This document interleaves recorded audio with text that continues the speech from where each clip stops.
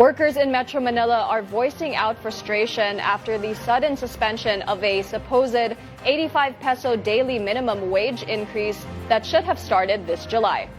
Labor Secretary Francis Tolentino expressed disappointment, but says the Labor Department will respect the ruling. The agency also clarified that those who have received their increase before the suspension won't have to give it back. IBC correspondent Victor Leontino has the full story.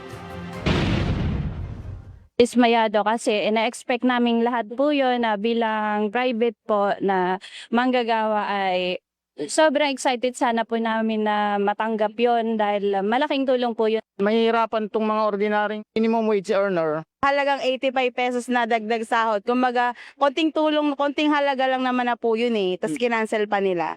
Intense frustration and anxiety grip workers in Metro Manila after court halted the implementation of the recently granted 85 peso wage increase. The workers' anger and alarm stem from the temporary restraining order issued by the Pasig Regional Trial Court, which blocked NCR Wage Order number 27.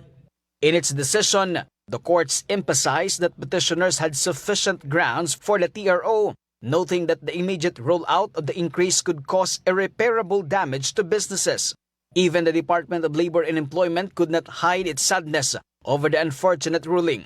Medyo nalungkot din tayo dahil para sa kapakanan niya ng manggagawang Pilipino, subalit tatalima po tayo sa desisyon ng husgado. But what about workers who have already received the first tranche or the first portion of the 60 peso increase from their employers? So, hindi na dapat isauli yun. Lalo na ngayon, payday ngayon Oo nga. Payday ngayon. So, hindi na dapat isauli yan. Lawmakers also sharply criticized the delay in the wage hike.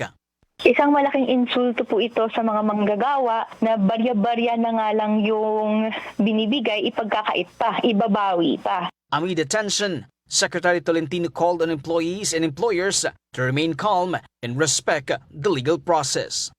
Victor Leontino, IBC News.